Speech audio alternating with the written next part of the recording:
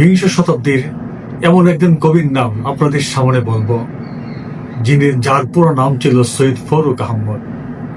তিনি 1918 সালের 10ই জুন বর্তমান বাংলাদেশের মাগুরা জেলার শ্রীপুর থানায় জন্মগ্রহণ করেন। তিনি মুসলিম বিশ্বের মুসলিম রেনেসাঁর কবি হিসেবে পরিচিত ছিলেন। তিনি সর্বাধিক বাংলা সনেটেরও রচয়িতা। তার কবিতায় ইসলামিক দর্শনের পাশাপাশি আধ্যাত্মিকতা, দেশপ্রেম ও মানবতার প্রতিফলন দেখা যায়। তিনি দ্বিতীয় বিশ্বযুদ্ধের সময় এই যুদ্ধের বিভৎসতা দেখে তার মন কেঁপে উঠছিল। তিনি অসংখ্য কবিতা রচনা করেন, সেগুলোর মধ্যে ছিল সাত সাগরের মাঝি, নওফেল ও হাতেম উল্লেখযোগ্য। এই মহান কবি 1974 সালের 19 অক্টোবর তিনি মৃত্যুবরণ করেন। এখন তার একটি লেখা কবিতা আমি আবৃত্তি করার চেষ্টা করব আপনাদের সামনে। কবিতার নাম লাশ। যেখানে প্রশস্ত পথ ঘুরে গেল মোর, কালো পিচ ডালা রঙে লাগে নাই ধুলির আঁচড়, সেখানে পথের পাশে মুখ গুজে পড়ে আছে জমিনের পর। সন্ধ্যার জনতা জানি কোনোদিন রাখে না সে মৃতের খবর, জানি মানুষের লাশ মুখ গুজে পড়ে আছে ধরণীর পর। ক্ষুদিত আশার তনু 32 নারীর তাপে পড়ে আছে নিশার নিতর। পাশ দিয়ে চলে যায় সজ্জিত পিশাচ, নারী নর পাথরের ঘর। মৃত্যু কারাগার সজ্জিতা নিপুণা নটি বীরঙ্গনা খুলিয়াছে ধার মধুর বাসনে।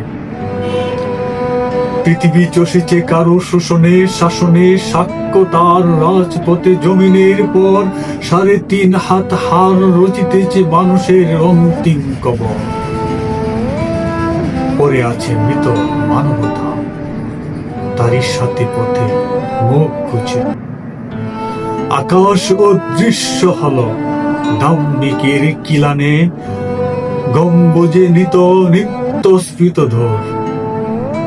এখানে মাটিতে এরা মুখ গুজে মরিতেছে ধরণীর পর।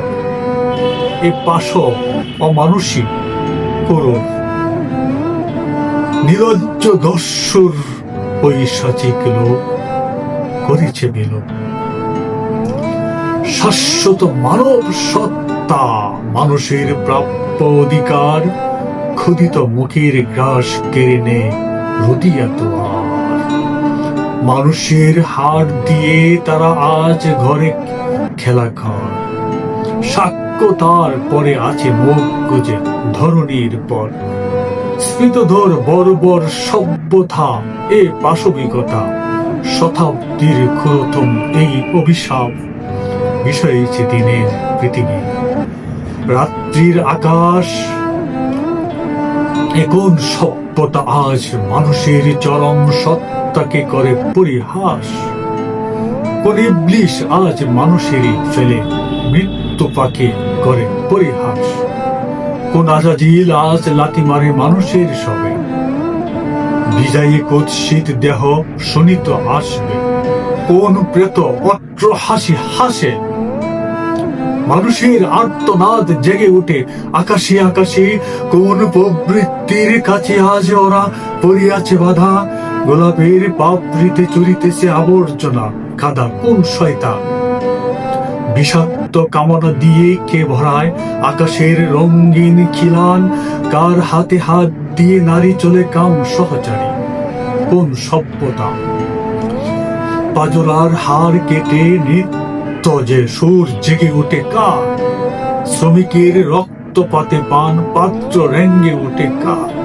কোন সভ্যতা মানুষ তোমারই হাতে করিয়াছে কবে আত্মধান, তারই সুদ তুলে নাও হে জল সভ্যতার শয়তান।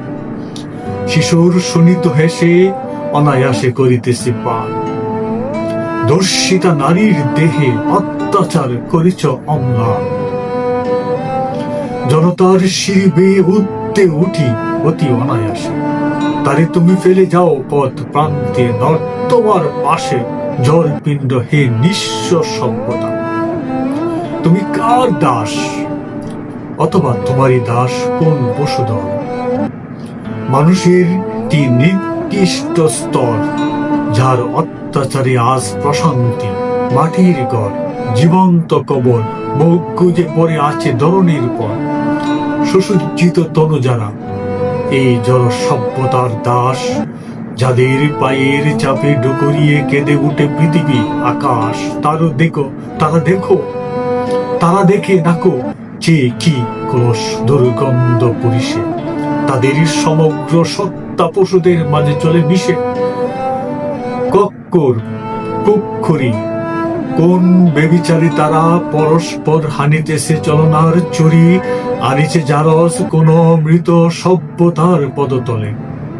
ওর ইঙ্গিত দিয়ে তাদের নারীরা আজ মৃত্যু পথে চলে। মানুষের পথ ছেড়ে বহু নিম্নে মৃত্যুর অতলে, তাহাদেরই শোষণের ত্রাস করিয়াছে গ্রাস প্রশান্তির ঘর। জেতামুখ গুজে আছে শীর্ণ সব ধরণীর পর। হে জড় সভ্যতা, মৃত সভ্যতার দাস, স্ফীত মেদ শোষক সমাজ। মানুষের অভিশাপ নিয়ে যাওয়াজ, তারপর আসিলে সময় বিশ্বময়। তোমার শৃঙ্খলগত মাংস পিণ্ডে পদাঘাত আনি, নিয়ে যাব জাহান্নাম ধার প্রান্তে ঠানি। আজ এই উৎপীড়িত মৃতধীর্ণ নিখিলের অভিশাপ বও, ধ্বংস হও তুমি, ধ্বংস হও।